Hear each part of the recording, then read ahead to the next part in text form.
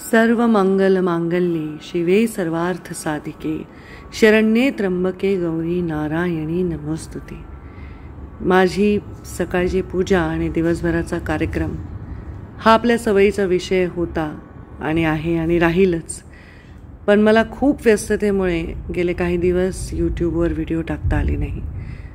चला, आज व्हिडिओ टाकलेला आहे, कसा वाटेल ते नक्कीच आपल्या कॉमेंट्समध्ये सांगाच।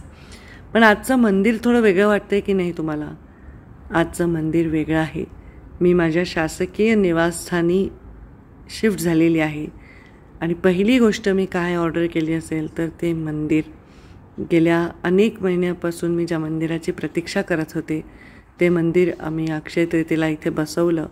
नंतर खूप काम चालू होतं म्हणून मी बुद्ध पौर्णिमेला इथे शिफ्ट झालेली आहे आणि आता सकाळी सकाळी माझ्या मंदिराची मी पूजा करते आहे, माझ्या देवी देवतांची पूजा करते आहे आणि माझ्या दिवसाला सुरुवात करते आहे।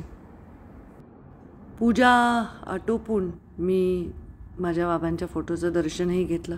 हा फोटो मी माझ्या शासकीय निवासस्थानाच्या एंट्रन्सवर लावलेला आहे। त्या फोटोची एक कहाणी आहे।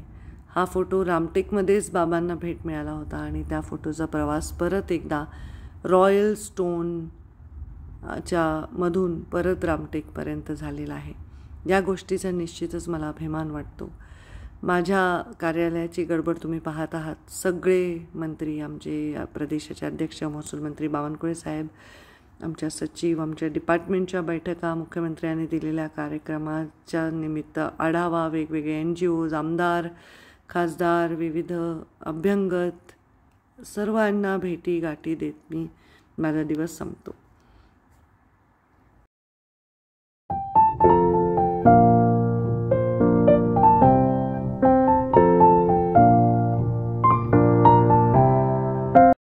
आज मी वेगवेगळ्या व्हिडिओजचं मिक्सचर तुम्हाला देत आहे, कारण मी बरेच दिवस व्हिडिओ देऊ शकले नाही। हे आमच्या वैद्यनाथ प्रभूचं दर्शन तुम्ही देखील घ्या।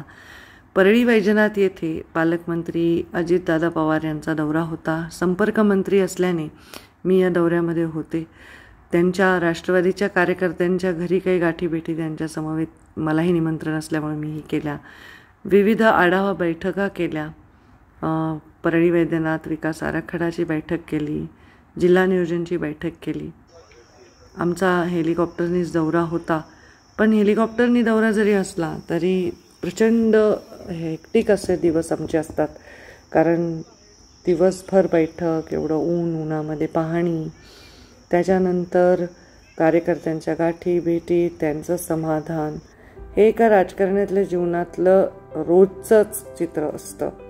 ह्या आढावा बैठका पण अत्यंत विस्तृत झाल्या। परत माध्यमांशी बोलणं असतं आणि मग दिवसभराच्या कार्यक्रमांच्या धकाधकीमध्ये दिवसभरची भाषणं, फोटो, सत्कार, प्रश्न सोडवणं, निवेदनं घेणं, लोकांशी चर्चा करणं आणि सदैव अलर्ट राहणं, अशा दिवसभराची एक झलक आपल्या सर्वांना मी दाखवत आहे।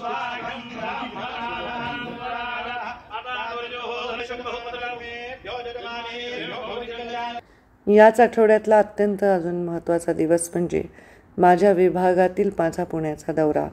मी माझ्या विभागांचे सचिव आहेत, माझी सगळी टीम आहे।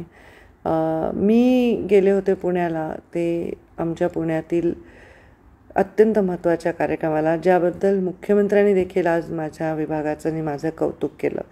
ते म्हणजे आम्ही सगळ्या अधिकाऱ्यांच्या बदल्या समुपदेशनाने केल्या। या अधिकाऱ्यांना समोर बोलवून त्यांच्या बदल्या आम्ही केल्या। साहजिक आहे, ह्याच्यामध्ये 100 पैकी 95-90 लोक आनंदी झाले। 10-5 लोकांना त्यांच्या हव्या तशा बदल्या नक्कीच मिळाल्या नाही, पण अनेक लोक अत्यंत आनंदी झाले। सर्व लोक खुश आहेत। माझं जे गाव आहे, म्हणजे तिथे शेती आहे माझी, त्या ठिकाणी मला इच्छितस्थळी पोस्टिंग मिळाली। त्यासाठी सर्वप्रथम मी आदरणीय मंत्री महोदयांचं खूप खूप धन्यवाद देतो। बोलू शकले तर ते नेहमी म्हणायचे की तुमची बदली खाली तर काय होणार। तर माझं आणखी मत असं आहे की मनाप्रमाणे जर आपल्याला 5% जागा मिळते तर आपण डबल एनर्जी आणि एन्करेजमेंटनी काम करतो। पशुसंवर्धन विभागाकडनं आपल्याला आदिवासी क्षेत्रात जो ग्रोथ करायला मिळते ते मला खरंच आदिवासी क्षेत्रात जाऊन कळालंय. त्या लोकांची मानसिकता, त्यांचा जो मनापासून असलेला विचार आणि आपल्या सोबत असलेलं रिलेशन ते खरंच ते खूप छान आहे. आणि मी आपल्या सगळ्या मंचावर उपस्थित होण्याचे खरंच आभार मानते की आज आम्हाला संधी मिळाली. MSRLM मध्ये आम्ही अनेक योजना केल्या, अनेक योजना आजही खूप चांगल्या योजना चाललेल्या आहेत. तुम्हाला मी सांगते, काही आपण कमवलं ना स्वतःला चांगलं, माझ्याकडे काही जीवनामध्ये कमी नाही. बेस्ट गाडी वापरते, चांगले कपडे घालते, चांगल्या ठिकाणी राहते, सगळं चांगलं आहे. पण जे एखादं आज तुमचे जे बोलणे की तुम्ही आनंदी झाला, ते अलंकार कोणत्याही माझ्या लॉकरमधल्या अलंकारांपेक्षा जास्त.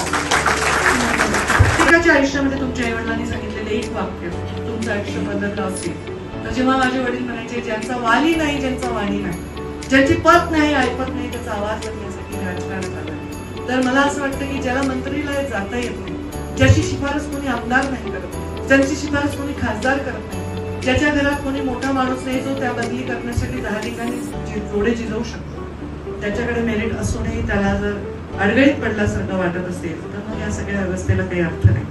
त्यामुळे तुम्ही सगळे आता अत्यंत फ्रेश मनस्थितीने काम कराल अशी माझी अपेक्षा आहे.